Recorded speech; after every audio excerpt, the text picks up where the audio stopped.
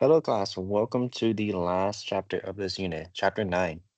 So far we've talked about cell division, mitosis.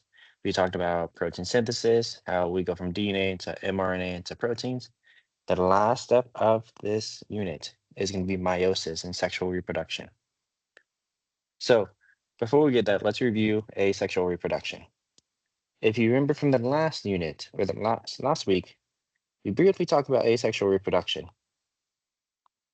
Asexual reproduction is what happens when one parent organism replicates its DNA and splits its contents of one cell into two. And asexual reproduction generates genetically identical offspring. So this is basically mitosis, where one cell duplicates DNA, it replicates its DNA, and then divides into two identical cells. So whenever you hear about asexual reproduction, I want you to think mitosis. Is that all? That's what mitosis is. It's the cell splitting into two identical daughter cells. Mm. And you can also think about this as binary fission. Binary, I spelled that wrong. Binary fission in bacteria, which also just divide. They make identical cells. So asexual reproduction is relatively rare though in life. Single-celled organisms such as bacteria, archaea, and protista reproduce asexually. But among multicellular organisms, this is not very common. Asexual reproduction is very, very rare in multicellular organisms. These are plants, reptiles, amphibians, mammals like us, and so forth. Fungi, a lot of these organisms do not go under through asexual reproduction. Now, if you really look into it, it does happen in some organisms. There are some organisms, some reptiles that do go through asexual reproduction. That's a whole nother story that we can talk about. But in general, asexual reproduction, the process of producing genetically identical offspring, is very rare in multicellular organisms. Now, reproduction can also be sexual. In sexual reproduction, the DNA of the offspring comes from two parents. An egg fuses with the sperm, yielding the first cell of its next generation. So, in sexual reproduction, what's happening is the DNA comes from two parents. When the egg and sperm fuse, yielding the next generation. And the big thing is this last bullet. Sexual reproduction generates genetically diverse offspring. So unlike asexual reproduction, unlike mitosis, sexual reproduction produces genetically different offspring. So that's the big difference between asexual reproduction and sexual reproduction. Now, why sex? Attracting a mate and producing sex cells requires a lot of energy, which is costly to organisms. So why is sexual reproduction so common? Why would organisms use all that energy, use all that costly energy to make eggs or sperm and go through the mating rituals to produce offspring instead of just asexual reproduction, where you don't need to make sex cells, you don't make eggs, sperm, you just divide. What's the benefit of sexual reproduction? Well, the key thing is genetic diversity. This is why it's so important. So let me get my pen. If I can get my pen. There we go. Sexual reproduction produces genetically diverse diversity among offspring, which increases the chance that some offspring survive in environmental changes. And that's the key part here. With sexual reproduction, you increase the chance that some offspring are going to survive if something happens to the population. So in the graph, let's look at the first one. With genetically identical offspring, you can see on the x-axis, this bottom axis, we have genetic diversity. You can see a very small amount of genetic diversity. And on the y, we have time. So as time goes on, we have a very similar pool of genetics. This population is going through asexual reproduction. They're just making clones of themselves. But then something happens, there's an ecological disaster. Since all the offspring are genetically identical, if something happens to one part of the population, some disaster, there's a good chance everybody is going to be affected in the same way. So with asexual reproduction, if all the individuals are genetically identical, there's a chance that an ecological disaster can eliminate all of them. This can be a disease, this can be a change in the climate, or so forth. But some type of ecological disaster has a good chance of wiping out a population that uses asexual reproduction because there's so little genetic diversity. On the opposite side, in a genetically diverse population that uses sexual reproduction, you can see in the beginning, again, we start the same, low genetic diversity. But as we go up, oh, there's a split here, change in diversity. Split on this side, more splitting, so forth and so forth. So all these offspring are becoming unique, becoming different. So then when that ecological disaster hits, you can see, yes, it does wipe out a good chunk of that population. So this line represents, I'm gonna actually redo that line, where that ecological disaster happened. So you erase part of this line,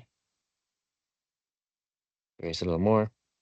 But you can see though, some of the population did survive. Oh, he's black.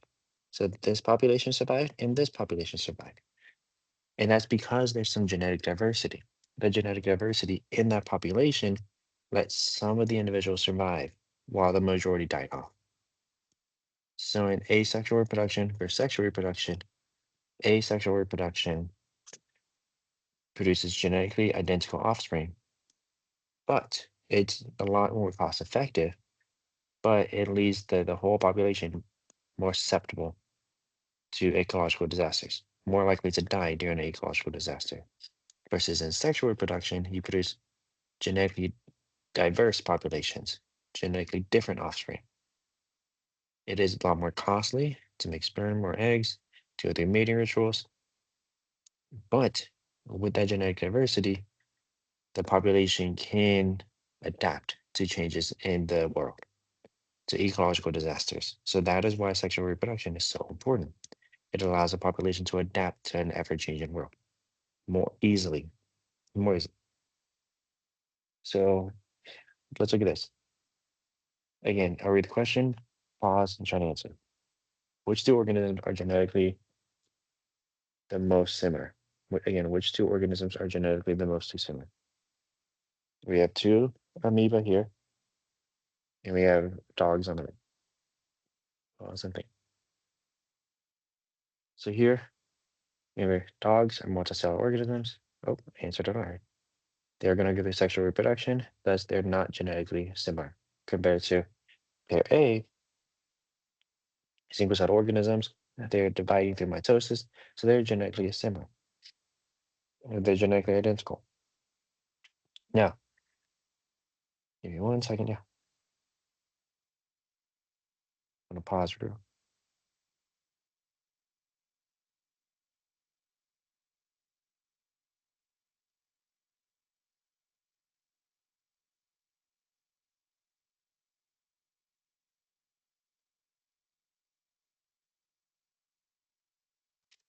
Okay.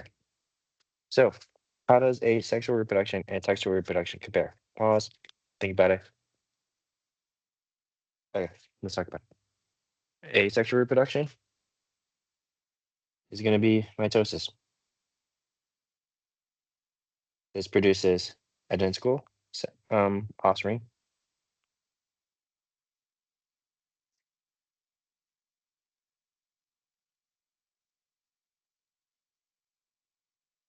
and it's cost effective, meaning it doesn't require a whole lot of energy compared to sexual reproduction,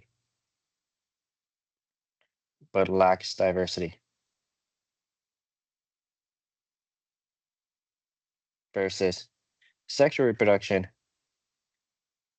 we're going to introduce this in a second, is meiosis, different type of cell division. It produces genetically different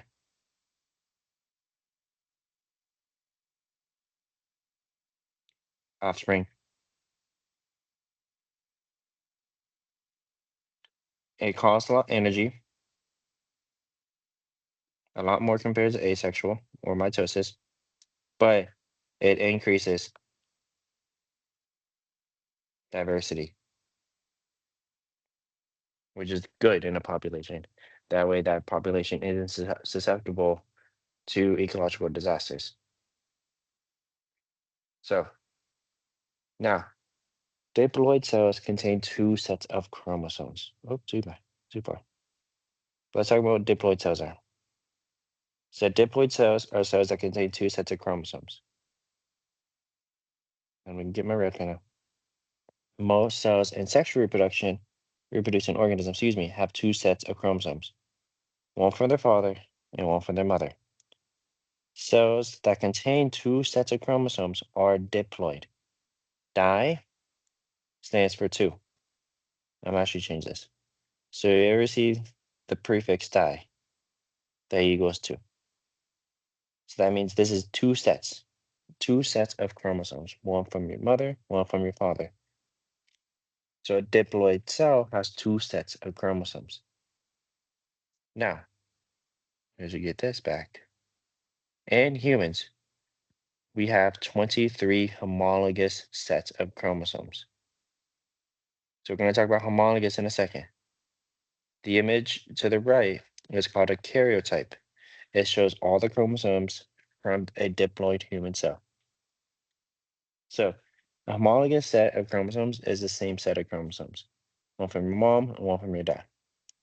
This image here shows all the sets of chromosomes in a human. So a karyotype shows all the chromosomes in an organism. And they're normally numbered 1 through 22. And then we have our sex chromosomes. These sex chromosomes here and here, they determine the sex of an individual, with XX being a female, XY being a male. So know that in humans, we have 23 sets of chromosomes. That's sets. That means we have a total of 46 total. Now, homologous sets of chromosomes carry the same set of genes. Oh, too far. Let me get my pen, my highlighter out. A chromosome of a homologous pair are similar in size and structure. The DNA sequence is not exactly the same, but each chromosome in the homologous pair has genes from the same traits. So in this example here, we have this pink chromosome and this blue one. These are homologous pairs, where they're the same chromosome, but one's from your mother, one is from your father. Same chromosomes, same genes, but the genes aren't exactly the same. Homologous sets of chromosomes are not identical. Members of a homologous pair may carry different alleles, which are alternate versions of the same gene. So an allele is an alternate version of the same gene. We're going to get more in that in the next unit, in our last unit. Notice some alleles of gene A and gene D, but two different alleles for gene B. So for gene A here, we both have this capital A and capital A. Both the mom and dad in this case had a capital A for gene A. But in gene B, we see a capital B here for mom and a little b here for dad. So those are two different alleles. Same gene, do the same function, but they're two different variations of the same exact gene. So far, we're talking about homologous chromosomes are the same chromosome, but one from your mom, one from your dad. They contain the same genes, but the genes can be slightly different. These are called alleles. So your mom can have the gene A that's a capital, or gene B that's a capital B, and your dad can have a gene B that's a lowercase b. Same gene, just a slight different variation. No. Oh, too far. After replication, each chromosome consists of identical sister chromatids. When members of a homologous pair are replicated, identical alleles are on sister chromatids. Notice that DNA replication does not change chromosome number or make the cell diploid. So, in this example, during DNA replication, we start here with the unreplicated, where we have one chromosome of your mom, one from your dad. But when we replicate it, we get this nice X shape for both your mom and dad. The full X is a chromosome. The full X right here or here are chromosomes. But each individual arm, so say, I want to do a little erasing. Erase this part. Say this side of the chromosome is one chromatid, and this side is another chromatid. It's the same with the dad. This side is one chromatid, this side is another chromatid. So a chromosome, when it's replicated, has two parts. They're two sister chromatid, and the sister chromatid are identical. Sister chromatid are identical. They're exact copies of each other. Since we're going through DNA replication. So now with this image, the image shown shows two chromosomes, one from one cell. Sorry, the image below shows two chromosomes from one cell. Which statement is true? Okay, think about this. Give me 1 second. Oh, did not mean to do that.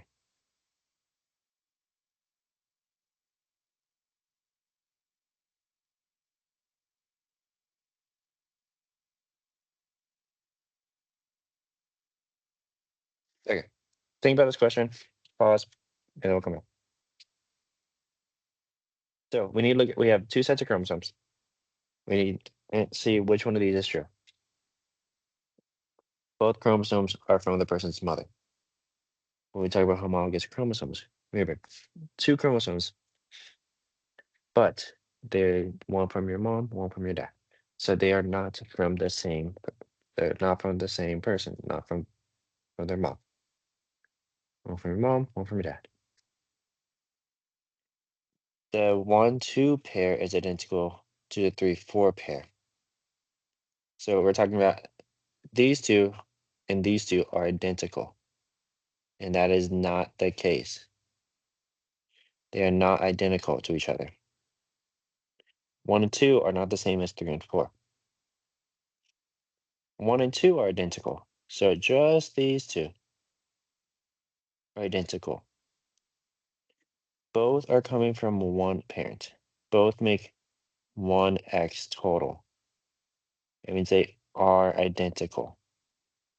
And chromosomes have not been replicated yet.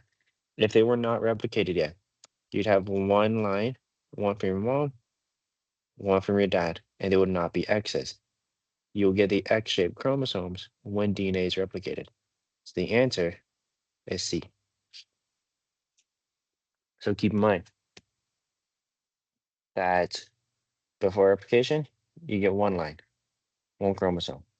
After replication, you get the X's. And each X has two sister chromatid that are genetically identical. Give me 1 second now.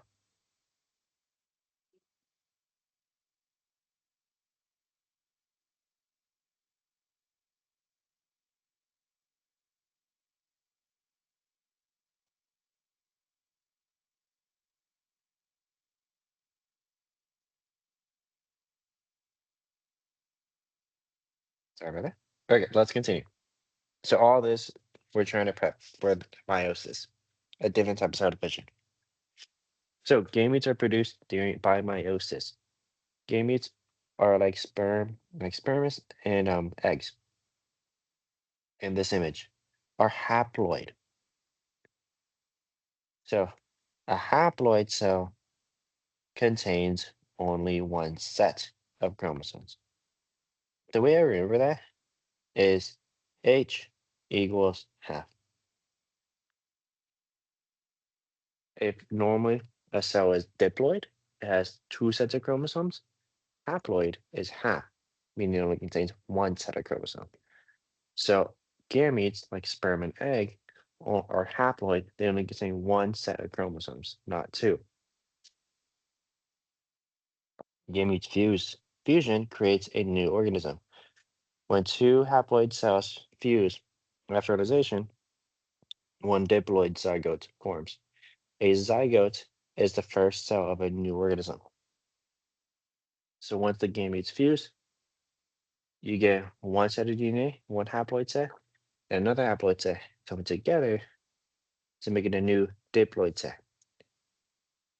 And again, I think about that as you get a haploid cell, which has one set of chromosomes, plus another haploid cell, it's one set of chromosomes, gives you a diploid because you're adding the 1 plus 1 gives you 2.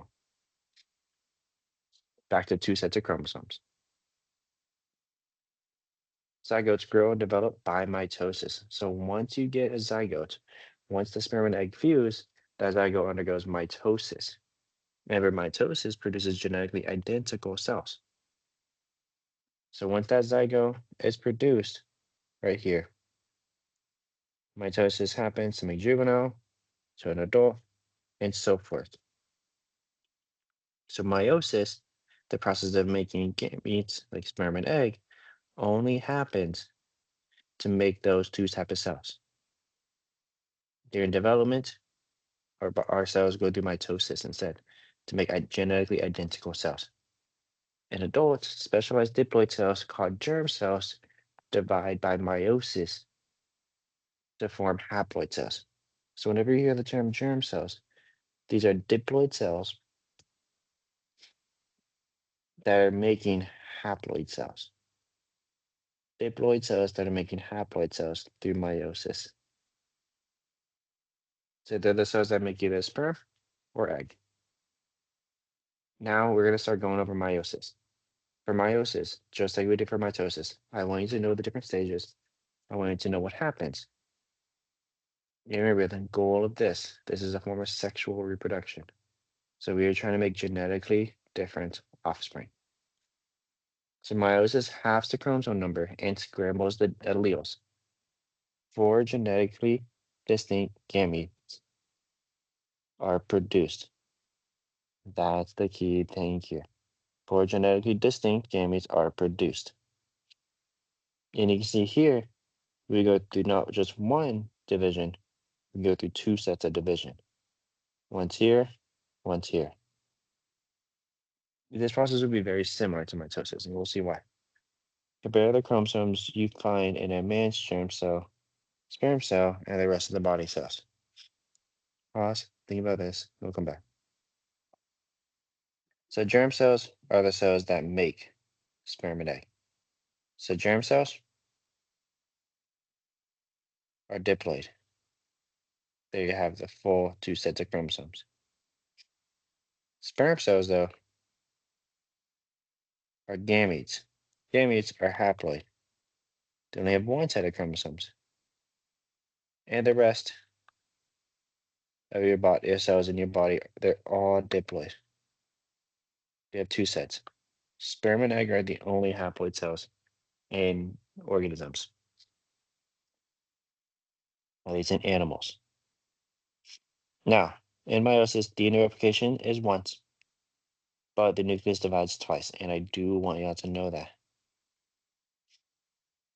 I'll put a star.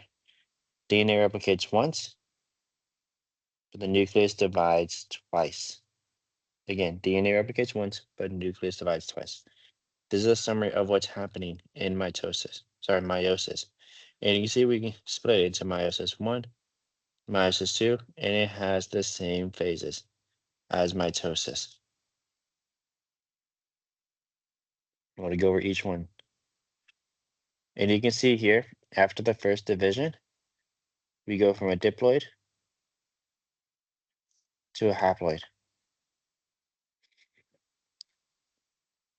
So meiosis reduces the number of chromosomes by half. And we talked about that. Germ cells start out with two pairs of chromosomes, so they are diploid. But gametes have two singular unpaired chromosomes per cell. That means a haploid.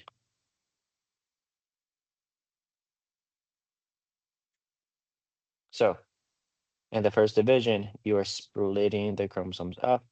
You no longer have the full set. You're no longer diploid. You are haploid. Now let's talk about the phases. First one is prophase one. We're going to talk about meiosis one first, which is this first division. In prophase one, homologous chromosomes, remember, chromosomes from your mom and chromosomes from your dad, pair up and attach to the spindle. So what's happening here is this right here.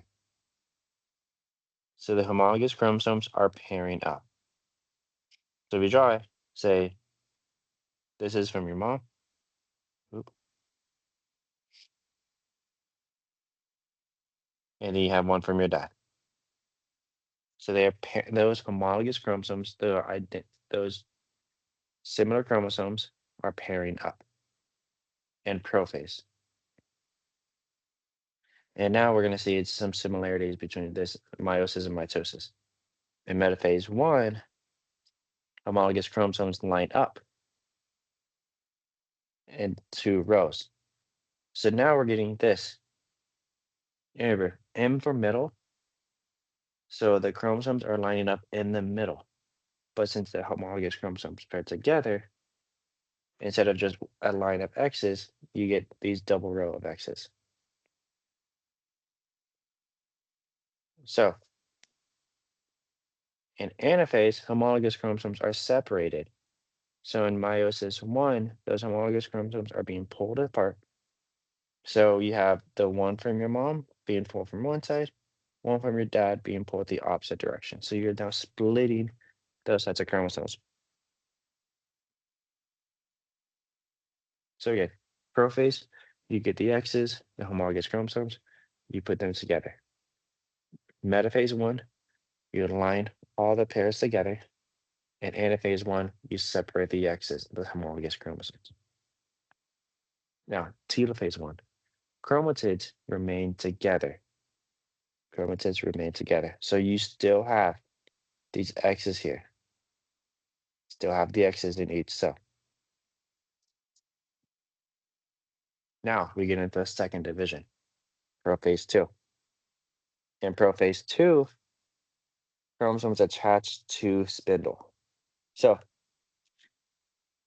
again, the chromosomes are attached to the spindle. They're prepping for mitosis.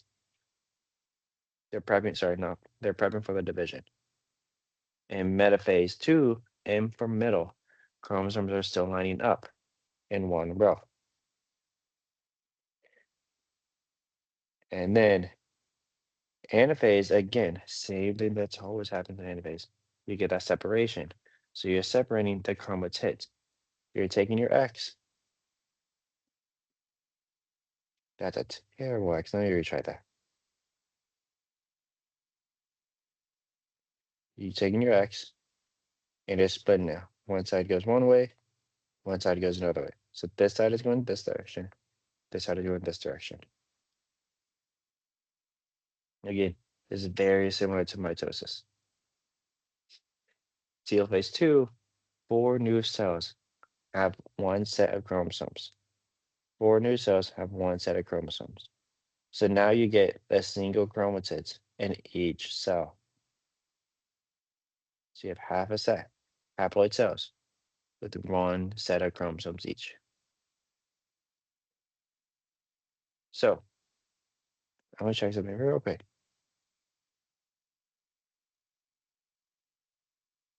So again, we're just talking about the steps right now. We skim through the sets again real quick.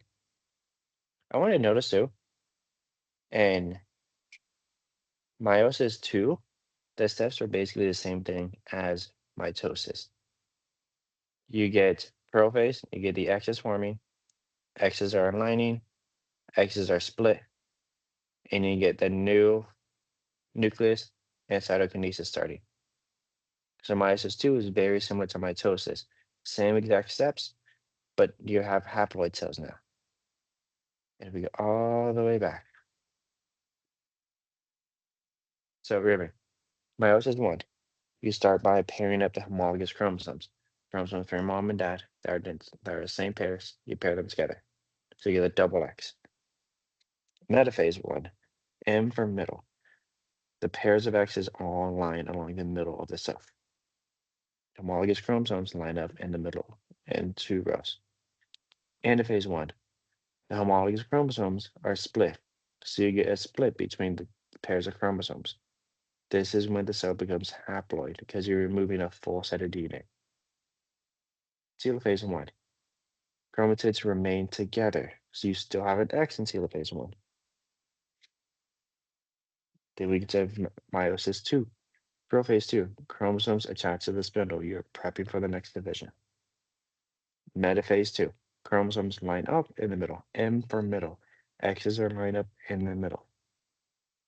Anaphase 2. Chromatids are split. You are splitting the X in half. Each half is going a different direction. And finally, telophase 2. 4 new cells each have one set of chromosomes. So make sure you know what happens in each step of meiosis. And we're going to add a little more later on. Let's look at this question. A zygote of a ferret contains 40 chromosomes. How many chromosomes are in a ferret sperm? So a zygote, is a diploid cell, a full set of two sets of chromosomes. Pause, think about this. Okay. So remember, zygote is diploid. That means this is two sets of chromosomes.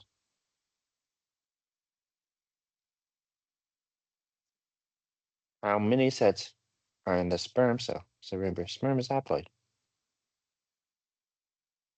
It's haploid, it has one set. And that means it's going to be 20. Remember, haploid cells have one set of chromosomes. They have half the number of chromosomes as a diploid. Now, how does meiosis reduce the number of chromosomes by half? Pause. Think about this. Okay. So, meiosis reduces the number of chromosomes in half by separating the chromosome from your mom and the chromosome from your dad.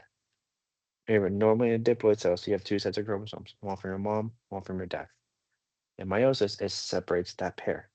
So the one from your mom goes one way, the one from your dad goes another way. You're separating that set. Because of that, you only get one set in each cell.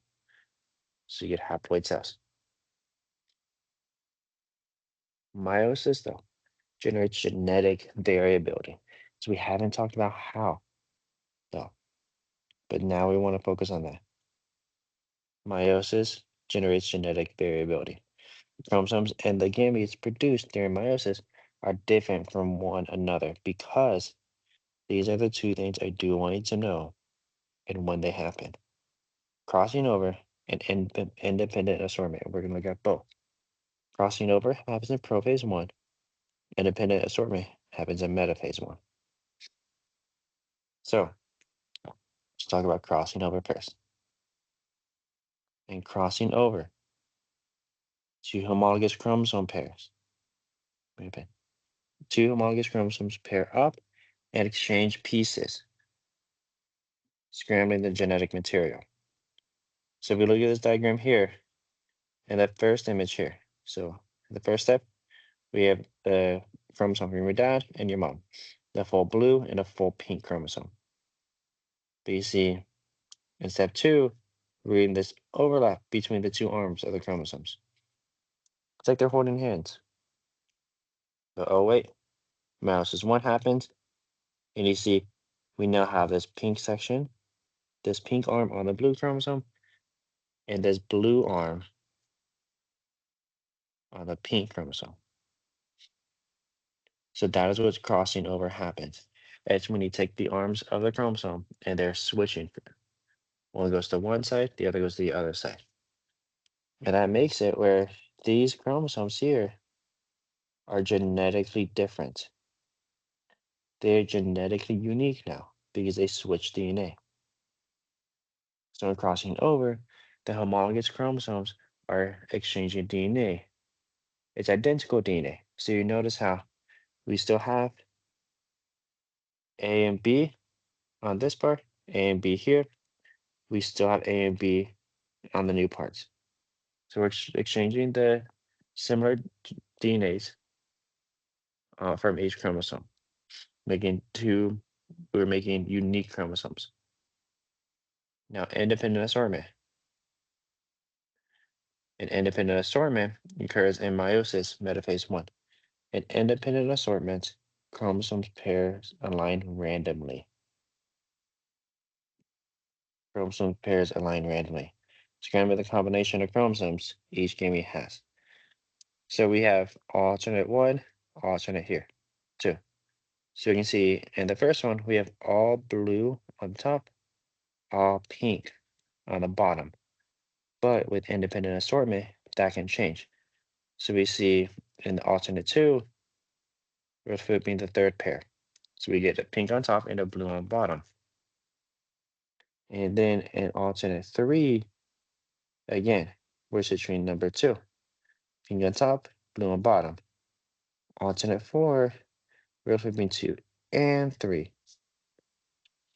So when gametes are produced, when eggs or sperm are produced, the independent assortment says that the way those chromosomes are paired up and lined up can vary. It's not just all your father's chromosomes on one side and all the mother chromosomes on the other side. They can vary. Some of your some of your moms on one side, some of your dads on the other side, and vice versa.